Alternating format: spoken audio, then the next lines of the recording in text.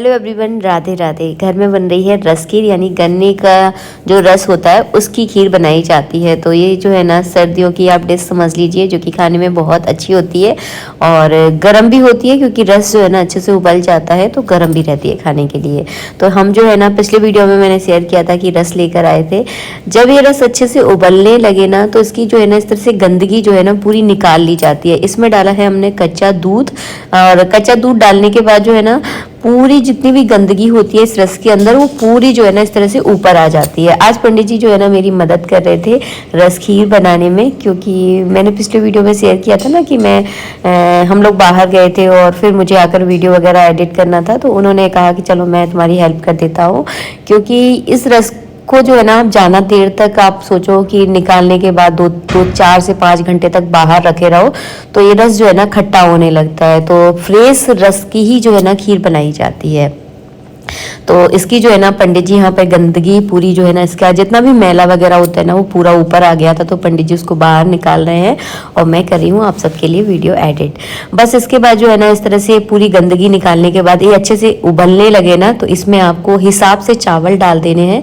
मतलब चावल की क्वांटिटी जो है ना आपको थोड़ा कम ही रखनी है, क्योंकि रस में जो है ना चावल थोड़ा लेट पकते हैं। अगर आप ज़्यादा चावल डाल दोगे ना तो फिर जो है ना ये चावल मतलब बहुत ज़्यादा गाढ़ी गाढ़ी खीर हो जाएगी, तो आपको थोड़ा कम ही डालना है। तो बस हमने यहाँ पे 5 किलो रस की खीर बनाई है। आप बोलोगे दीदी छोटी सी फैमिली है आपकी और इतनी सारी रस खीर का आप क्या करोगे, आगे आप देखना कि कितनी रस खीर बनी है। खीर को बनने में टाइम बहुत लगता है और यकीन मानिए खाने में बहुत ज़्यादा टेस्टी होती है अगर ये अच्छे से बन जाए तो। सच में मुझे तो बहुत अच्छी लगी, मेरे परिवार के तीनों सदस्यों को बहुत पसंद आई है, तो मुझे तो बहुत पसंद आई।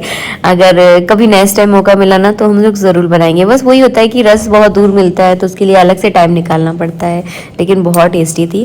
बस सुबह के कुछ बर्तन रह गए थे तो फटाफट मैंने इनको साफ़ किया। और सर्दियों में सारे काम करवा लो, लेकिन बर्तन साफ़ करने वाला काम जो है ना बहुत कठिन लगता है। और मेरे घर में बर्तन तो पता नहीं इतने ज़्यादा होते हैं ना कि 2 मिनट में मतलब सिंक में जैसे ही खाली करती हूँ एक ना एक गिलास आपको सिंक में हमेशा मिल ही जाएगा, परमानेंट है। आप बस कभी भी देख लीजिएगा मेरे घर में आपको बर्तन साफ़ करने के लिए मिल ही जाएंगे।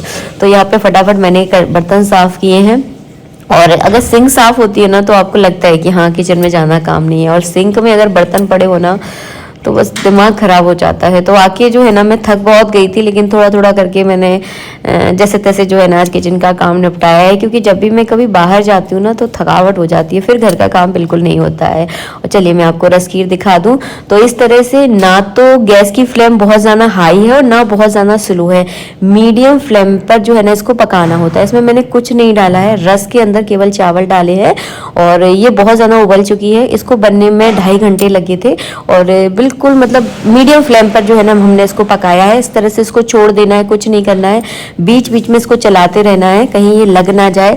और देखिए कुछ चावल तो जो है ना इस रस के अंदर जो है ना घुल गए थे, तो इसमें एक गाढ़ापन आ गया है और खुशबू जो है ना मेरे पूरे घर में फैल गई थी। तो बस अब हम इसको बंद कर देंगे। अगर आप मेवा वगैरह खाते हो तो आप डाल सकते हो, हमारे यहाँ कोई नहीं खाता, फिर मैं निकाल के अलग कर देते हैं। तो मैंने इसमें मेवा नहीं डाली है, केवल थोड़ी सी मैंने इसमें किशमिश डाली है। आप क्या पसंद करते हो तो आप डाल सकते हैं। तो यहाँ पर अब हो गया है शाम का टाइम। शाम तो वैसे खीर बनाते बनाते ही हो गया था।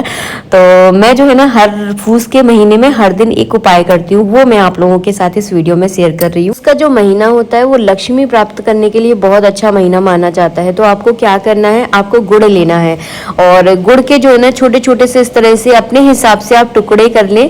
तो मैंने जो है ना 8-10 इसके इस तरह से टुकड़े करके जो है ना मैं लेकर जा रही हूँ मंदिर में, और इसमें मैंने रख लिया है गुलाब का फूल। ये उपाय अगर आप रोज करते हो तो इस उपाय का बहुत अच्छा फल आपको प्राप्त होगा। अगर आप रोज नहीं भी कर पा रहे हो तो हर शुक्रवार के दिन आप इस उपाय को जरूर करें, और ये बहुत ही अच्छी रेमेडी ही आप समझ लीजिए, आप लोगों के लिए बहुत फायदेमंद कर रहेगी। अगर आपका सूर्य कहीं कमजोर है तो सूर्य के लिए भी ये उपाय बहुत अच्छा होता है, गुड़ दान करना। तो चलिए मैं आपको दिखाने वाली हूँ कि किस तरह से आपको क्या करना है। और फूस के महीने में आप गुड़ अपने घर में आप जरूर रखें। अगर आपके घर में गुड़ नहीं है ना तो लक्ष्मी आपके यहाँ में नहीं आ पाएगी। तो गुड़ आपको जरूर रखना है, क्योंकि गुड़ जो है ना कहीं हमारे सूर्य को मजबूत करता है, तो गुड़ आपको जरूर रखना है। यहाँ पे देखिए गुनगुन को गुड़ की खुशबू आ गई थी। गुनगुन की खुशी से आप अंदाजा लगा सकते हो कि गुनगुन कितनी ज्यादा खुश है। मैं आपको एक उपाय बता रही हूँ, अगर आपके घर के दरवाजे पर अगर गाय आती है तो आप उसे घर के दरवाजे पर ही जो है ना गुड़ खिलाएं। अब देखिए शहरों में तो ऐसा हो नहीं पाता कि घर के दरवाजे पर गाय आ जाए, आपकी सुविधा के अनुसार सारी चीजें मिल जाए, नहीं हो पाता है। तो आपको क्या करना है, मंदिर में अधिकांशतः 1-2 गाय तो होती हैं, गौशालाएं होती हैं, तो वहां जाकर आप इस उपाय को करें तो तब भी वैसा ही फायदा देगा जैसे आप घर पे करते हैं। हमारे यहाँ तो गुनगुन आती है तो हम इसको भी खिलाते हैं। कई बार हम मंदिर भी चले जाते हैं, कई बार जहाँ पंडित जी वृंदावन जाते हैं, बहुत बड़ी गौशाला है तो वहां पर भी दान करते हैं। तो अपने हिसाब से आप देख लें, कुल मिलाकर गाय के पेट में आपको गुड़ जरूर डालना है, ये आप लोगों के लिए बहुत ज्यादा लाभकारी है।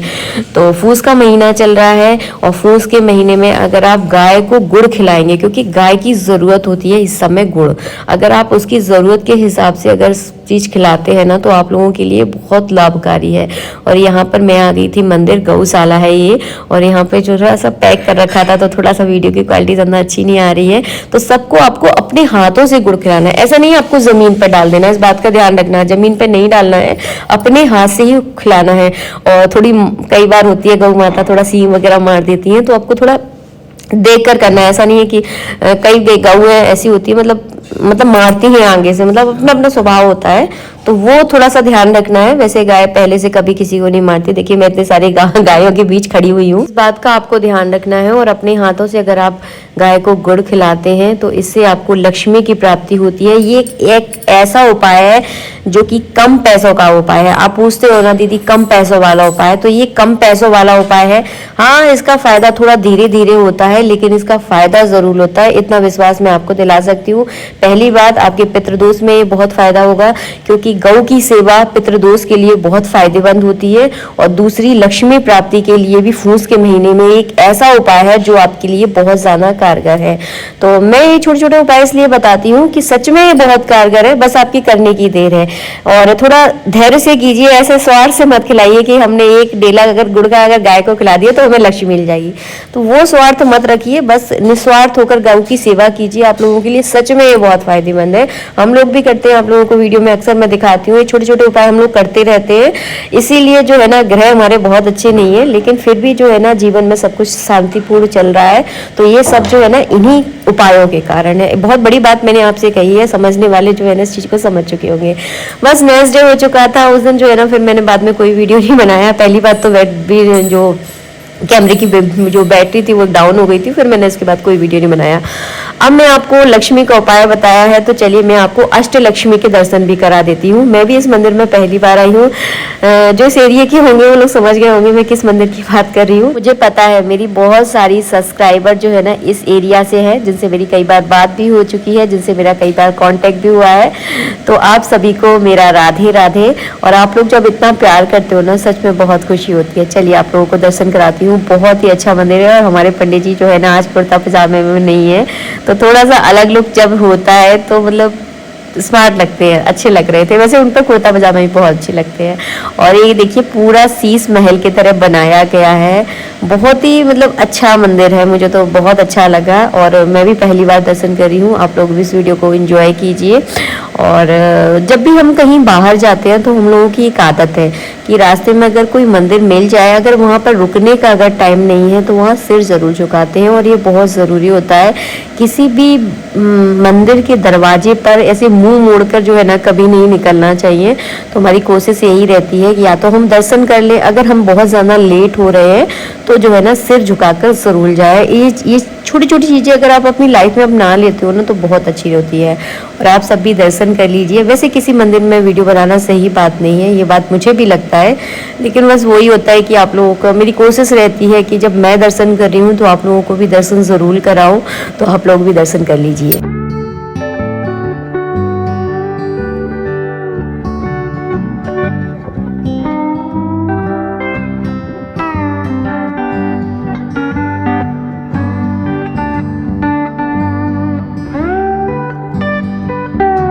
सबको मैंने महाअष्टलक्ष्मी के दर्शन भी करा दिए। चलिए अब मैं इस वीडियो का यही एंड करूंगी।